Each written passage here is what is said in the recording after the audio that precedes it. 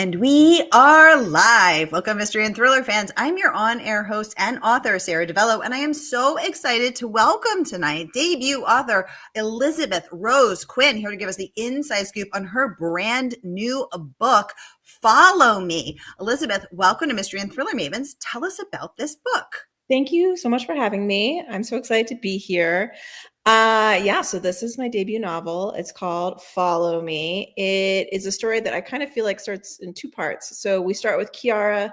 She's a mom. She's got like twin 1-year-olds. She is struggling. She's isolated. She's sad. She doesn't have a community to join with. And so like many of us, she dives headfirst into that phone and gets really inundated with the social media world. She's got a little suspicion, but not enough. And when she gets invited to a retreat for one of the style influencers, she's all in, not to figure out like how to have the cutest pictures, but because she just really wants to make friends and end this isolation. And then she never comes home. And then we get to the second part of the book, which is her twin sister, Adrienne, who she had a complicated relationship with. Adrienne is upset. She doesn't know where her sister is. She feels like the cops have dropped the ball. She feels like Chiara's husband has dropped the ball, and she won't. Doesn't matter that she's not a mom. Doesn't matter that she doesn't like social media. Doesn't matter that she's got kind of a substance abuse issue that she does not have under control. She's going to go to that retreat. She's going to go undercover, and she's going to figure out what happened to her sister. And in the meantime, she's going to have to do some crafts. She's going to have to do some word smiling, and she's going to have to see if she can make it out alive. Dun, dun, dun. Well, I am obsessed with twins because I always wished I was a twin. And until I was 12, I convinced myself that I did have a twin and someday we would find each other. Sadly, that still hasn't happened yet. So I'm starting to think that maybe I'm not. But I am obsessed with twin books. I know some other folks here are too. So I can't wait to talk to you about that and about all things about Follow Me. First, I just want to welcome everyone because we are broadcasting live to 7 different destinations across Facebook and YouTube. So, hey, mystery and thriller loving friends, no matter where you're watching from, you are in the right place. It is the right time. It is Mystery Monday because Mondays can be murder. We are going to get your week off to a killer start and make that Monday a little less painful than it needs to be. If you have been here before, you know the drill. And if you're new, welcome, friends. We're so happy to have you. Here's the drill. Every Monday, I give you my handpicked featured authors, and you get to ask them anything. So ask Elizabeth about these twins, about the hashtag mom influencer community, the community. Ask her about her writing process, anything you want. Oh my goodness, we have famed reviewer Aline Cogdell in the chat. Hi, Aline. Oh my God, I'm such a fan of Aline. Aline comes on once or twice a year and gives us her handpicked featured, her handpicked best books. She's an incredible reviewer for the Sun Sentinel, one of the last syndicated book columns in the world. She is also for Shelf Awareness, Publishers Weekly, all of the great things. Aline is a legend. We are so honored to have you here, Aline. Thank you so much for watching. Oh my gosh, welcome. Yeah. She's amazing. We have Renee joining us from Southeast Florida saying, hi, Sarah and Elizabeth. Hi, Renee. Welcome to the conversation. We have Robin joining us from Facebook saying, congratulations on your debut novel. Yes, congratulations. Renee is saying, Elizabeth, it's so nice to meet you. You're a new author to me. Thank you so much for saying that, Renee, because when I started this 5 years ago, my goal is to connect authors and readers, connect readers to their favorite authors and introduce them to their next favorite. So here you go, a new to you author, Elizabeth Rose Quinn. Let us know what questions you have for her. Okay. Oh my goodness, we have so many questions coming in. This is so great. Yes, she's waving back. Yay. Okay, I have a lot of questions. So first of all, why, again, back to my twin obsession, why twins? Why, are you a twin? Are you interested in twins? Tell us all the twinness. My mom is a twin. And my dad's grandpa was a twin. And so there was this whole thing of like someone in the family is going to have twins. And somehow everyone decided it was me. It was not me. I did not have twins. So they were always kind of around, also having like a mythical characteristic. And then my very good friend, Danny Berkowitz, she has twin girls. She had a 2-year-old, and then she had a set of twin girls who are like 6 weeks younger than my daughter. And so hanging out with her and seeing like the twin child rearing is not for the faint of heart, and the intensity of it and the fact that you do need different skills and all kinds of crazy stuff that my lovely friend Danny would do that I stole shamelessly for this book, but definitely credited her constantly. But I think also when it comes to social media and stuff like this, I wanted somebody who was kind of in and someone who was out. And the rise of social media and the relationships that generations have with the internet have changed so quickly. Like a Gen Xer having the same like relationship to the internet as a young millennial, no, like totally different. So for me, it helped to have them be the exact same age and have decided to have completely different relationships to the internet. And it kind of highlights how both of them have made a choice. Ooh, I love that. I love that. Renee saying, congratulations on your debut novel. When did you know that you wanted to be a novelist? I think I was born and then the idea came to me. No. I have always wanted to be a writer. I mean, I was there making little books out of like construction paper before I knew how to read or write. And I was like, Mom, they're picture books. And she's like, yeah, that makes sense because there are no words. But my dad was a writer. He was a professor at Berkeley and he wrote 7 books, historical, narrative, nonfiction. So like writing was always around and a part of my life. And prior to this lovely career as a novelist, I was a screenwriter. So I worked in TV sitcoms and was in writers' rooms and all that kind of stuff. And then life changed and I needed to make a change with it. And this idea came to me and I said, you know what? I'm not going to do a screenplay. I'm going to make a change and see how this rolls as a novel because this was the book that I needed when I had a baby.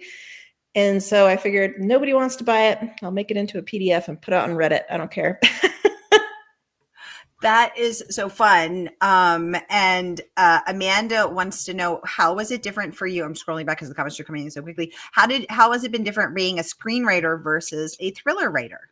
Oh, I mean, they're both completely the same and the total opposite. It's really wonderful. Working on a TV sitcom, you're in a room with 12 other people and you're bouncing ideas off. And I would say that the screenplay is the recipe and what you see on the screen is the dinner party, right? Like you've got to put all the instructions in for all these people to execute and you got to do it really well, really clearly. Engage with people because they have their own crafts and their own ideas and prop masters and all that stuff and actors and all that. The novel is just me. And that is really thrilling because like I don't have to care if it's too many extras and I don't have to care if it's a lot of night shoots and like I don't like, oh no, that's too many stunts. Like that production part of my brain got to go away. But it was also kind of crazy because if I got stuck, like there's not a room full of people for me to be ask for better ideas. And that was really fun. It was really exciting. It was great to spend a lot of time like in my character's interior. And now all I have to do is hope that it's not a giant failure. Because if it is, like I'm wearing this thing like a crown, whether it goes big or goes home. And I think that's the interesting thing, right? Because it is just you. And so A, you bear all of the responsibility, but B, you have all of the creative freedom. And so it's so interesting to me whenever I interview team writers, because I always ask them about that. And they always say that's the best part of it. Like Lee Child said, writing with his brother is better than writing alone because nobody else is going to listen to him obsess about the word walk versus saunter versus stroll versus strut versus run for 3 endless, tedious hours, except his brother, who is as equally invested. And I was like, oh my God, that sounds really nice, actually. Obsessed with me. Renee wants to know, do you prefer writing screenplays or novels? I think right now, I really am enjoying writing novels. I like that I can kind of work on it all the time or none of the time. I like that going out for a long walk counts as work. That's nice because I have to figure something out. So right now, novels are really working for me. And I like being able to just find my voice on my own. I mean, that's a wonderful thing about working in screenplays is you get all this input and it really is a team sport. And I guess this is just the moment where I think, I don't know, maybe it's just me for a little bit. And that's really fun too. That is fun. John is joining us from Northeast Ohio. Hi, John. Great to have Hi, you. John. Welcome to the conversation. Tell us more about when you said, I like being able to find my voice on my own. Did you feel that you had, because you were, as you said, 12 other people in the room and screenwriting, you didn't have as much of your voice? It's hard because you're there to execute the showrunner's vision. So you can have something that's really great, really funny, everybody loves it, but it's not in line with the vision of the showrunner. And that's a good reason to say, and it's not going to make the cut. And that's okay. Like that's part of the gig. And I think there was a way that I felt like I hadn't been able to get my voice on a page in a way that felt authentic to me in a long time. I kind of got stuck in development cycles where I was doing endless rewrites on productions for companies, and then they wouldn't go anywhere. But then that whole project just dies, and I don't ever get to like take that project to the next level. And so for me to work on a novel and just say, I get to go all the way to the end and I get to go as far as I want. And maybe the weirdest thing possible is actually perfect because only I would write it. And Ooh. I'm the only one here. And so that felt really freeing and different. And I've really been enjoying it a lot. I love that. Let's talk about some of the praise that this book has earned. I want to kick off with Amina Akhtar, who was on for her last book. She had some lovely words to share. And she said, Follow Me is a hilarious, I'm just going to take this down so it's not covering her faces, a hilarious takedown of mommy influencers and the mighty rule of algorithms. How far will someone go to stay on top of their FYP, the For You page, of course, on Instagram? Elizabeth Rose Quinn's masterful mix of humor and sarcasm makes this the book to read about hashtag mom life. I love that she threw the hashtag in there. It's so on brand. Hashtag on brand. Amina says, especially if you secretly hate Insta-mommies. This is a must read. I found myself sucked in and I couldn't wait to find out what happened. So I loved that Amina, talked about social media culture, and also talked about your sense of humor, because one of the things that I think that I love to do is I love to laugh and I love to make other people laugh. And it's actually really hard to be funny on the page. What have you found about how to do that well? I think specificity, just, Tell me it's what like, you mean by that. like, I think there were so many parts of this Instagram influencer world that were kind of ripe for satirizing, ripe for skewering. But you can't just say like, she exercises a lot. Like you've got to really like hone down to like she's doing the tiny butt lifts while she's changing the baby's diaper. And like you too could have a butt that like is shaped like a cantaloupe if you just do like get into the funny details as opposed to trying to make it broad. I think sometimes there's a fear if you go too specific, people won't know what you're talking about and it'll be alienating, but it's actually the total opposite. The more specific you can be, the funnier it gets. Ooh, that is so true. And I hadn't thought about that. Thank you for that, Elizabeth. Yeah. I like the specificity of your answer. Sharon's joining us from YouTube. Hi, Sharon. Welcome to the conversation. Sweet Liz is joining us from YouTube. She says, hi from Pennsylvania. Yay, Philly. Or I don't want to assume Philly in the house. Pennsylvania in the house. Not everything is Philadelphia, Sarah. She says, I was wondering if you were influenced by other screenwriters who moved to novels. Yeah, we've had a bunch on. Tell us about yours. It was definitely, I read a lot of novels. I read a lot of mysteries. I read a lot of thrillers. They're kind of the way that I relax at night as I read like a British cozy. You give me a priest solving crime in a village and I'm happy. A renegade nun getting to the bottom of some kind of, yeah, you get it. You get it. Great. Yes. So it's definitely something that I have always loved. Like, you'll take my Acorn subscription out of my cold dead hands kind of vibe. And then long ago when I was saying, I think I'm going to write this novel, my lovely friend Gigi McCreary, who is a screenwriter, said, oh, my friend Matt Goldman did that. And so Matt Goldman, who I think has a novel coming out this summer, he's written several, the Nils Shapiro series. He was a sitcom writer, moved back to Minneapolis, started writing mysteries, and he was very generous with his time. When I first started out, we talked on the phone for like an hour and a half, and he kind of gave me a lot of confidence in the sense that he was like, you're going to be fine. Like you've been grinding out multicam sitcoms. Like don't overthink it. Keep going. It'll be good. And so that really gave me the confidence that I wasn't going to try to like get out there and suddenly effectively be trying to like do ice skating for the first time, having never seen a frozen pond. He was like, no, you're really fine. And so that was really wonderful. And So far, just being in this environment, you know, the bookstagram influencers and the lovely people who've reviewed my book, this community has been so welcoming and kind and supportive of each other and like cheering on people's book announcement deals and all this stuff. And I'm just honestly thrilled to be here, like thrilled to be invited to the party.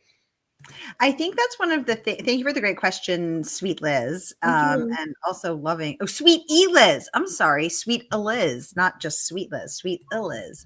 Thanks for the great question, sweet Liz. I think one of the things that surprised me the most was just how nice the thriller community is, because it's, you know, I think my friend Yasmin Ango said it the best. We're the nicest people that kill people on the page.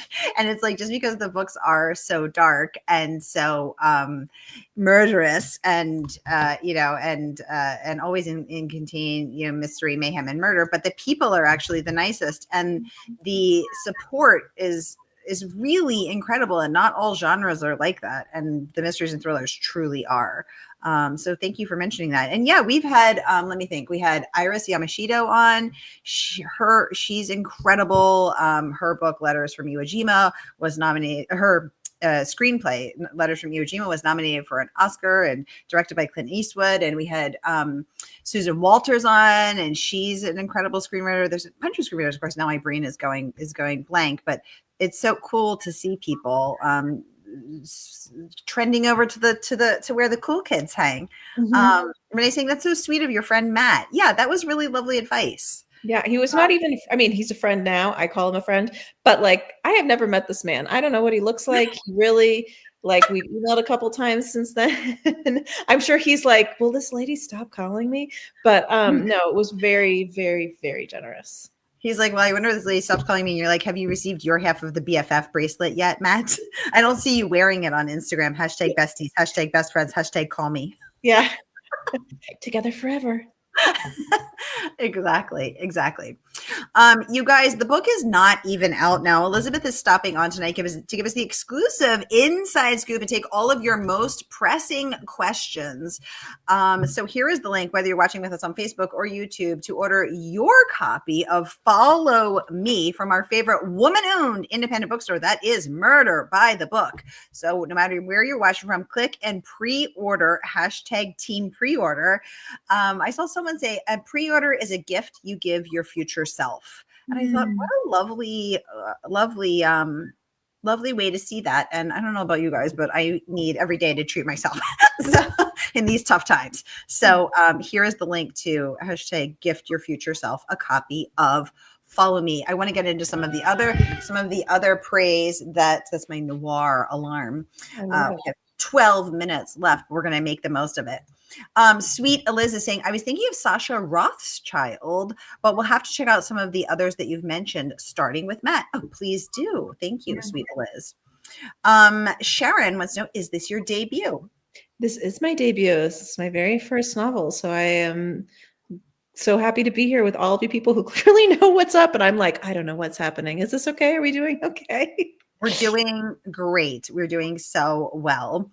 I also want to talk about this praise from Adele Lim, who is the screenwriter of Crazy Rich Asians. Who didn't love that book? And the director of Joyride. And she had this to say about your book. I'm going to pop it up so we can all read it. In the glittering world of influencers, perfection is the currency, and authenticity is just another hashtag. I love that because it is so freaking true. She says, but behind the curated feeds and polished captions lies the chaotic battleground where every post is a skirmish in the war of relevance. This woman's a poet. She's a genius. It's so beautifully written. She said, Follow Me is a wickedly funny, heart-wrenching tale that peels back the Instagram filter to reveal the messy reality of modern motherhood with biting humor. Again, people talking about that thing, which is not easy to be funny on the page, and searing insight. Elizabeth Rose Quinn holds a mirror up to society. I mean, that's a really rave review. Congratulations. I mean, it doesn't get any better than that. I was very flattered. I would get, first of all, the idea of asking people for blurbs and reviews was so distressing. And then when they came back, I'm just like in my car crying, like, I can't believe there's no chill over here. It's all cringe, as the Gen Zers would say. I'm just weeping, reading these paragraphs. Like, I can't believe they said that. But that's really true, actually, what you hit on. It's very hard and it's very humbling to have to ask people, both some of whom you know and some of who you don't, to say, I hath poured my heart and soul into this. Yeah. Please, will you read it and like it? Please, a blurb. Yeah, it's very much what's happening. Please share what you think. And if you don't like it, pretend I never asked, right? It's really humbling, and weirdly the only genre. Like, musicians don't have to do that. Screenwriters don't have to do that. You're reviewed by the trade pubs and the media, but you're not reviewed by other people. It's uniquely books, and it's so puzzling and weird. But thank you for talking about the humility of it. Oh, okay. Will you be going on book tour? I mean, this is part of my book tour, so I'm doing lots of lovely interviews. It's happening. Here it is. You're in it. This is it. I'm going to go to BoucherCon in New Orleans. I'll be at Thriller Fest in New York in June. I think I live in New Mexico now, so we're having a lovely book launch tomorrow. I should be in California in June, and so I was going to see if I could set up some readings at some bookshops. So this is mostly it. I think in the post-COVID landscape, it's easy to do a lot of really exciting stops from the comfort of your own home. And what about it? Yeah. And it's so interesting too, because as a former publicist myself, I have noticed this is the way the industry is going, because it's cheaper. You're not stranded in some airport overnight, and you can do so many more of them. It's so much better. Sharon wants to know, how did you decide to write in this genre over another genre? Great question, Sharon. That's a great question. There is a lovely podcast called You Are Good, and they say we're a feelings podcast about movies. And one of the hosts, Sarah Marshall, said horror movies are how we deal with our societal fears. And when she said that, it felt like 8,000 tiny little shiny objects that my magpie brain had been collecting for 10 years suddenly like snapped into focus. And I thought, well, what's the societal fear right now? It's that motherhood in America is broken. I mean, it was peak COVID, daycares are closed, schools are closed. Women particularly are leaving the workforce in droves and droves and droves because someone has to care for the children. I mean, all of that. So when I thought, this is a societal problem that we're all struggling with, but if I make it a horror kind of thriller genre and then add in that satire in the kind of Ira Levinson kind of, Stepford Wives, Get Out was really, really funny until it became horrible, like the way that you can push everything to higher heights when you're in a genre. It felt like I could say